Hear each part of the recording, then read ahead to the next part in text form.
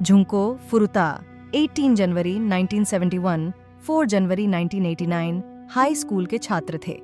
25 नवंबर 1988 को फुरुता का अपहरण कर लिया गया था। उसे पीटा गया, बलात्कार किया गया, 42 दिनों तक बंधक बनाकर रखा गया और हत्या कर दी गई। इसे युद्धोपरांत जापान के सबसे बुरे मामलों में से एक बताया गया है।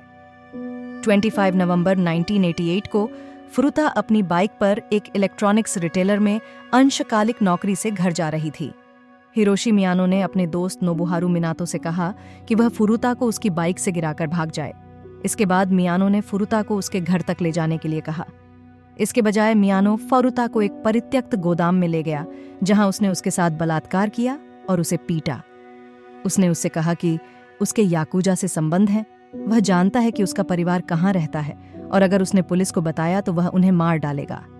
मियानो फुरुता को एक होटल में ले गया, जहां वह मिनाटो, जो ओगुरा और यासुशी वतनबे के साथ इंतजार कर रहा था, और सभी ने बारी बारी से उसके साथ बलात्कार किया। उन्होंने हाल ही में एक और लड़की के साथ भी ऐसा किया था।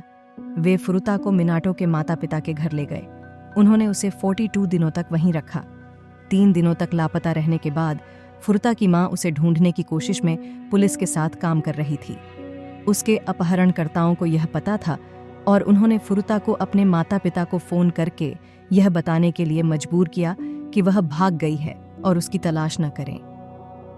मिनाटो के भाई और माता पिता को पता था कि घर में एक लड़की है। बंधक बनाने वालों ने यह कहने की कोशिश की कि फुरुता उनमें से एक की प्रेमिका थी, लेकिन उन्होंने उन पर विश्वास नहीं किया। मिनाटो के भाई और माता पिता ने इसकी परवाह नहीं की। उन्होंने कहा कि वे मिनाटो के गुस्से, उसके याकूब संबंधों और उनकी प्रतिष्ठा के कारण बहुत डरे हुए थे। बंधक बनाने वालों ने बाद में अपनी कहानी छोड़ दी। बंधक बनाने वाले अपने दोस्तों के सामने फुरुता को बंदी बनाने की डींगें हाँकते थे। वे लोगों को फुरुता के साथ बलात्कार करने के लिए आमंत्रित करते थे। ऐसा कम से कम 30 लोगों ने किया। ऐसा माना जाता है कि अंत तक 100 से अधिक लोगों ने 500 अलग अलग बार एक दिन में 12 अलग अलग पुरुषों के साथ ऐसा किया। निर्जलीकरण के कारण फुरुता को उल्टी हो जाती थी, जिससे बंधक बनाने वाले क्रोधित हो जाते थे और उसे और भी अधिक पीटते थे। उन्होंने उसे इतनी बुरी तरह पीटा कि उसके मूत्राशय पर नियंत्रण न रख पाने के कारण उन्होंने उसे पानी, दूध और अपना मूत्र पिलाया। उन्होंने उसे जिंदा कॉकरोच खाने के लिए भी मजबूर किया। वे उसे ज्यादातर समय नग्न रहने के लिए मजबूर करते थे, उसे फ्रीजर में रखते थे और ठंड के मौसम में बालकनी पर सुलाते थे। 20 दिन बाद वह चल नहीं पा रही थी। वे उसके पैरों पर हल्का तरल पदार्थ फेंक देते थे, उसे आग लगा देते थे और उसके हाथों को डंबल से कुचल देते थे। एक रात जब उसे बंदी बनाने वाले नशे में थे, फुरुता ने भागने की कोशिश की। वह रेंगते हुए नीचे आई और पुलिस को फोन करने की कोशिश की, लेकिन मियानो ने उसे ढूंढ लिया, फोन ले लिया और पुलिस को बताया कि उसने गलत नंबर पर कॉल किया है। उन्होंने उसे आग लगा दी, उसका सिर कंक्रीट पर रख दिया और उसे कुचल दिया। कुछ समय बाद उन्होंने उसे इतनी बुरी तरह से पीटा कि अब उन्हें वह आकर्षक नहीं लग रही थी, इसलिए उन्होंने एक और 19 वर्षीय लड़की के साथ बलात्कार करने के लिए उसी योजना का इस्तेमाल किया जो उन्होंने पहले की थी। उन्होंने उसे उसकी कलाइयों से पकड़कर छत के पंखे से लटका दिया और उसे नग्न अवस्था में मानव पंचिंग बैग के रूप में इस्तेमाल किया। वे उसे हस्तमैथुन करने और मेहमानों के सामने नग्न नृत्य करने के लिए मजबूर करते थे। उन्होंने उसकी योनि और गुदा में जलती हुई माचिस, धातु का खंभा, चाकू और लकड़ी जैसी वस्तुएं ठूंस दीं।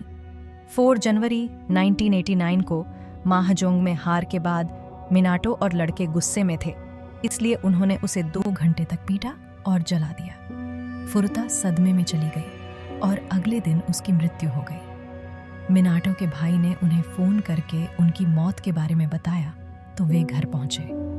उन्होंने फुरुता के शरीर को 55 गैलन तेल के ड्रम में रखा और उसे कंक्रीट से भर दिया। उन्होंने ड्रम को कोटो में एक निर्माण स्थल पर फेंक दिया।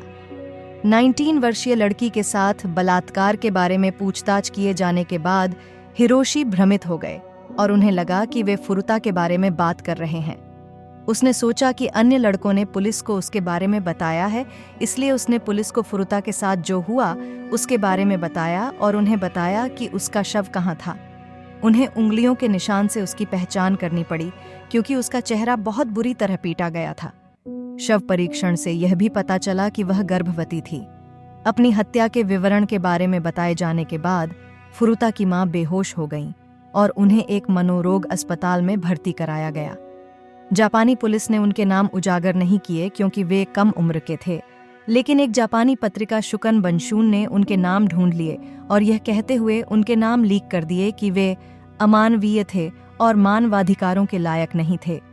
पहले उन पर किशोर के रूप में मुकदमा चलाया जाने वाला था, लेकिन बाद में सार्वजनिक प्रतिक्रिया के कारण यह निर्णय लिया गया कि उन पर वयस्कों के रूप में मुकदमा चलाया जाएगा। उन्हें हल्के वाक्य मिले। उन पर हत्या का आरोप नहीं लगाया गया, बल्कि उन पर शारीरिक चोट पहुंचाने जिसके परिणाम स्वरूप मृत्यु हुई का आरोप लगाया गया। हिरोशी को 17 साल मिले, लेकिन बाद में एक अपील के बाद इसे बढ़ाकर 20 कर दिया गया। मिनाटो को 5 से 7 साल, वतनबे को 9 साल और जो को 8 साल मिले। रिहा होने के बाद मिनाटो ने अपना नाम बदलकर शिंजी रख लिया और बाद में उसे एक व्यवसायी की हत्या के प्रयास के आरोप में गिरफ्तार कर लिया गया।